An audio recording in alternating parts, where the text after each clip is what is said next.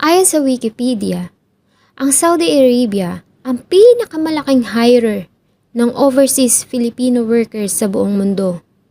At ito din ang pinakamaraming bilang ng mga OFW sa buong Middle East. Ang Saudi Arabia ang pangalawa sa sources ng remittances ng ating bansa. Nagsimula umano ang pagdating ng mga Filipino sa Saudi Arabia taong 1973 nang mag-migrate doon ang grupo ng Filipino engineers na sa kasalukuyan ay nagtatrabahong staff sa Arabian Embassy dito sa Pilipinas. Taong 2008 ay 300,000 na job orders ang inoffer nito para sa mga kapwa nating Filipino. According to John Leonard Monterona, ang coordinator ng Migrante International, ay taon-taon na dumarami ang bilang ng mga OFW sa Saudi Arabia ang nagiging biktima ng sexual abuse, maltreatments, unpaid salaries at labor malpractice. Ngunit sa kabila nito, ay taon-taon lumalaki pa rin ang bilang ng mga OFW na pumupunta doon para magtrabaho. Ang kwento po na ating tatalakayin ay ang malungkot na sinapit ng ating kababayan na si Carlito Nunez Lana sa Kingdom of Saudi Arabia. Isang anak na nais makatulong sa magulang at ama na nangarap para sa magandang kinabukasan ng kanyang mga anak. Bago ko po simulan ang ating story, sa mga bago po sa channel ko, please hit the subscribe button at pakipindot na rin po ang ating notification bell para ma-notify kayo sa mga bago nating upload na videos. Si Carlito Nunez Lana ay anak ni na Mr. Luciano at Susana Lana. Ayon sa ina ay mabait, masunurin at mapagmahal na anak si Carlito. Sila ay nagmula sa Legazpi City sa probinsya ng Bicol at lumipat sa Maynila para sa mas magandang opportunity doon. Taong 2008 ay nagpasya umano ang anak na subukan ng kapalaran sa ibang bansa. Namasukan nito sa Riyadh, Saudi Arabia bilang isang utility boy sa isang hotel doon. May nakilala umano ito doon na pamilya na nag-alok sa kanya ng trabaho bilang isang pastol o tagapag-alaga ng mga kamelyo sa desyerto. Nang matapos ang 2 taong kontrata, at dahil nga sa okay naman ang naging kalagayan sa unang trabaho, ay nagpasya sila na hindi muna umuwi ng Pilipinas at tinanggap niya ang nasabing trabaho noong September ng taong 2010. Noong una ay naging maayos naman umano ang naging relasyon ni Carlito sa nasabing employer. Ngunit hindi umano ito nagtagal at lumabas ang tunay nitong ugali. Hindi umano sila nagkakasundo nito dahil pinipilit siya nitong magdasal sa oras ng pagdarasal ng mga Muslim. At ayon sa uncle ni Carlito na si Emmanuel Nunez sa isang interview sa 24 Oras, ay naikwento umano ni Carlito na minsan ay pinatakbo umano siya ng amo sa disyerto habang pinapaputukan siya ng baril. At may 2 pa umanong Arabo ang tuwang-tuwa at pumapalakpak pa na nanunood. Sa unang beses umano ay pinalampas niya dahil sa malayo at hindi naman umano siya nito pinatatamaan. Ganun pa man, ay hindi niya na ito nagustuhan nang muli itong gawin ng amo sa pangalawang pagkakataon. Kaya naman ay nagpasya siya na umalis na sa nasabing trabaho. Nang magpaalam siya dito, ay hindi ito pumayag at tila pa nga ito ay nagalit. December taong 2010, para makaalis sa hindi makataong pagtrato ng amo, ay nag-isip si Carlito ng paraan kung papaano siya makakaalis at makapunta sa embassy para makahingi ng tulong. Nagpaalam umano ito na magpapa-check up dahil sa masama ang kanyang pakiramdam. Ngunit hindi pumayag ang amo at agad umano itong nagalit at naglabas ng baril na itunutok sa kanya. At dahil sa takot para sa sariling buhay, ay nakipag-agawan nito sa baril at aksidente umano itong pumutok at natamaan sa dibdib ang nasabing Arabo.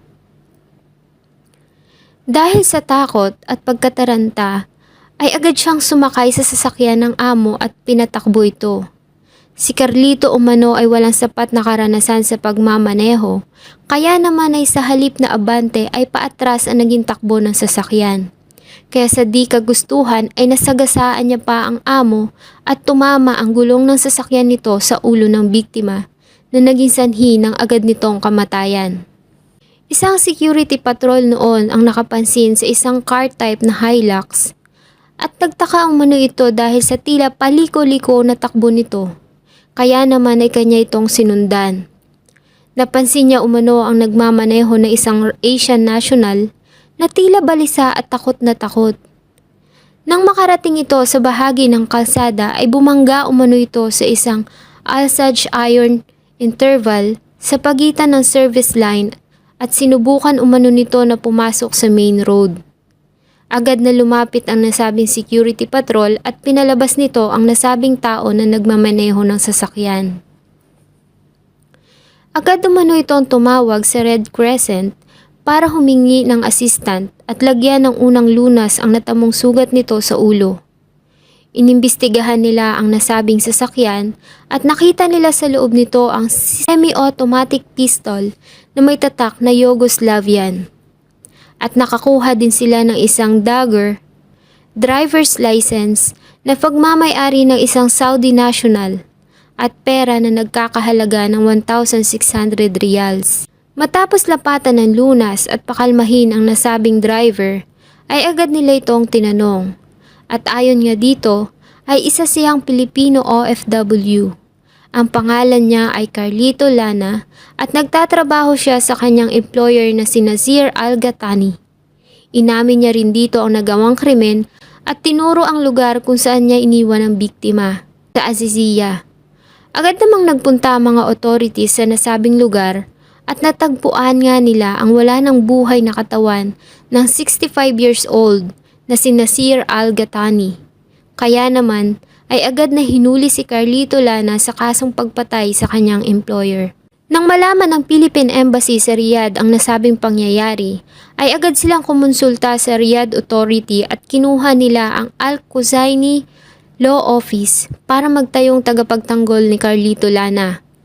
At noon ngang January 4, 2011, matapos ang nasabing pagdinig sa General Court o Court of the First Instance, ay nahatulan si Carlito Lana ng death penalty by beheading. Gumawa ng hakbang ang ating Philippine Embassy at sinubukang kausapin ang pamilya para humingi ng affidavit of forgiveness o yung tinatawag nila na tanazul. Ayon kasi sa Sharia law, ang mga naiwang pamilya ng biktima ay may karapatang magdesisyon kung magbibigay ito ng tanazul kapalit ng blood money o itutuloy ang hatol na binaba ng korte ng unang pagdinig. Ngunit nabigo sila na makakuha ng nasabing affidavit of forgiveness. Taong 2012 ay muling nagpasa ng appeal ang legal team sa Court of Appeal. Ngunit dahil nga sa pagtanggi na ginawa ng pamilya na magbigay ng tanazul, ay sinang-ayunan pa rin ito ang nasabing hatol na binigay ng Court of the First Instance. At ang nasabing apila ay na-deny. Ayon naman kay DFA spokesman Raul Hernandez, sa kabila umano ng pagtanggi ng pamilya na magbigay ng tanazul, ay gumawa pa rin sila ng representasyon para mahimok ang mga ito na pagbigyang makaligtas sa kamatayan si Lana.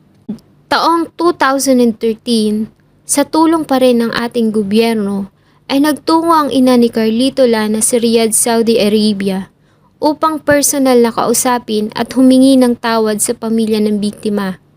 Ngunit nabigo sila.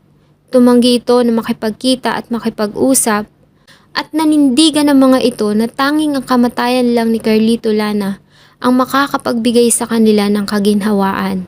Ang presidente naman na si President Benigno Aquino III ay gumawa ng liham sa hari ng Saudi Arabia na si King Abdullah at humingi ng tulong dito upang mamagitan para kumbinsihin ang pamilya ng biktima na tanggapin ang nasabing amicable settlement. Ngunit tulad na ng dati, ay nagmatigas pa rin ang pamilya at tumanggi sa nasabing kasunduan. December 12, 2014, Nang ganap na 3:00 ng hapon, ay binitay si Carlito Lana. At sa araw din na yon, ay malungkot na binalita ng DFA ang ginawang pagbitay kay Carlito Lana na talaga namang kinagulat ng lahat maging ng pamilya nito sa Pilipinas. Ayon sa Assistant Secretary ng Department of Foreign Affairs na si Charles Jose, ay nabigla din umano sila sa nasabing balita. At ayon dito, ay sinabihan lang umano sila matapos na ang ginawang execution. Sinabi rin ni Vice President Jejomar Binay sa isang interview na maging siya na presidential advisor tungkol sa migrant workers ay hindi rin umano sinabihan sa ginawang execution. Ayon dito, ay nasa batas umano ng Saudi Arabia na hindi ipaalam sa nasasakdal at maging sa embahada nito ang araw kung kailan ito bibitayin.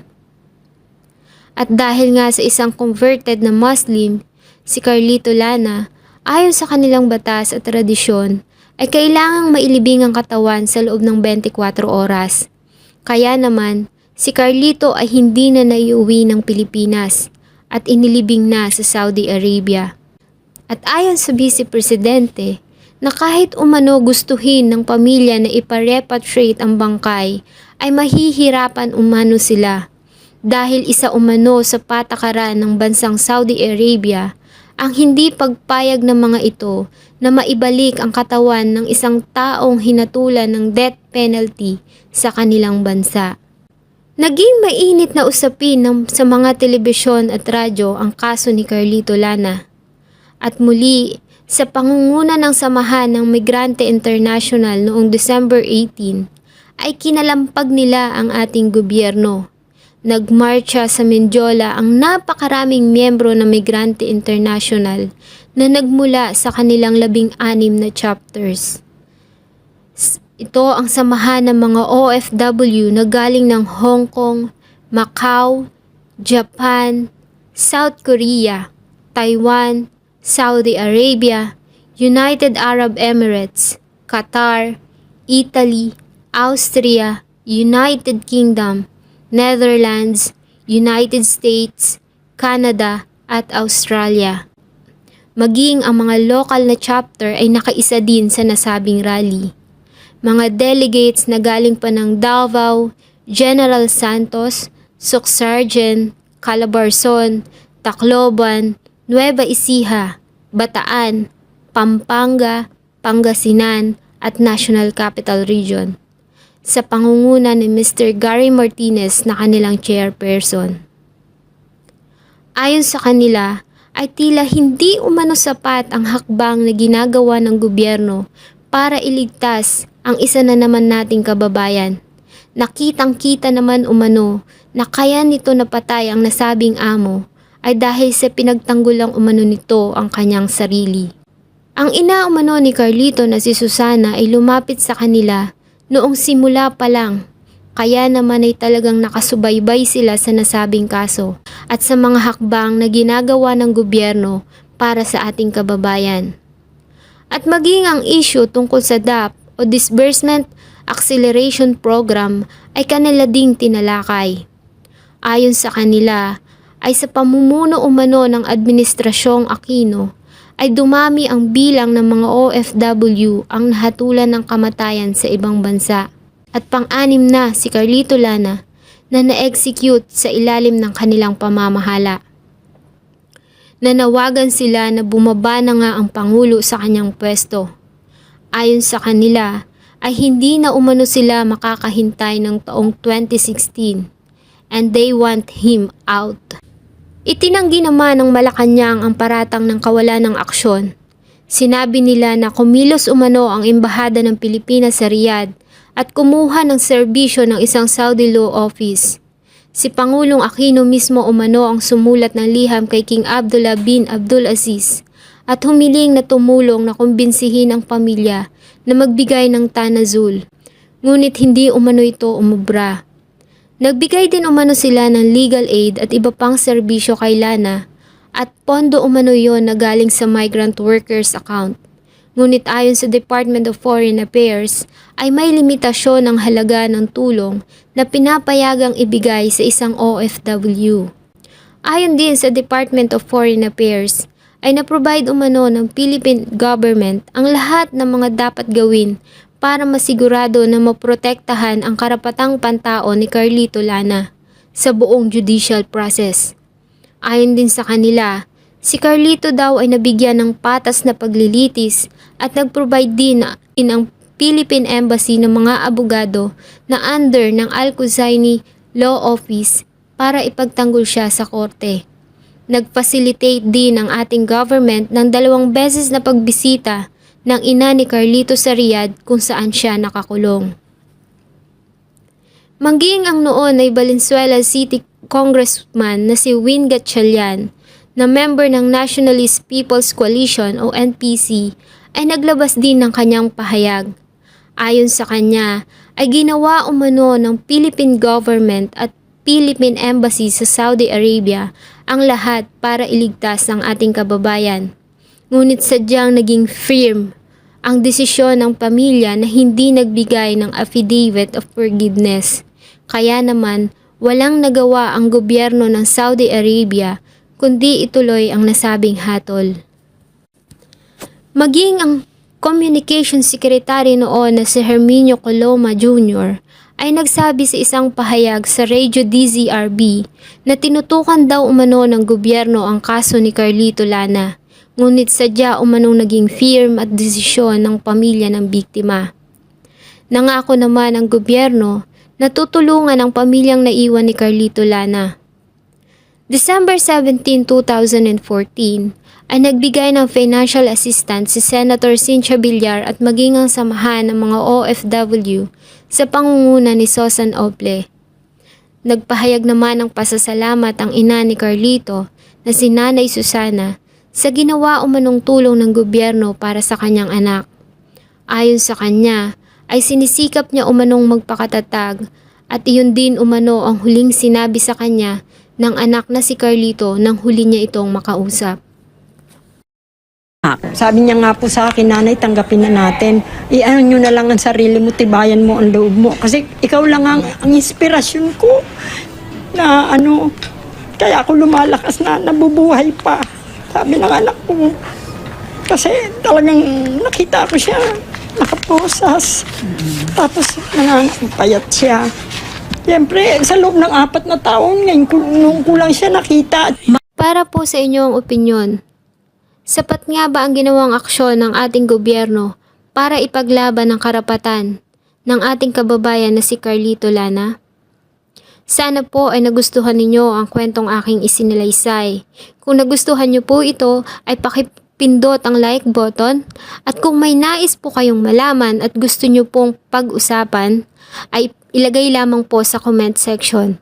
Thank you so much po and see you in my next video.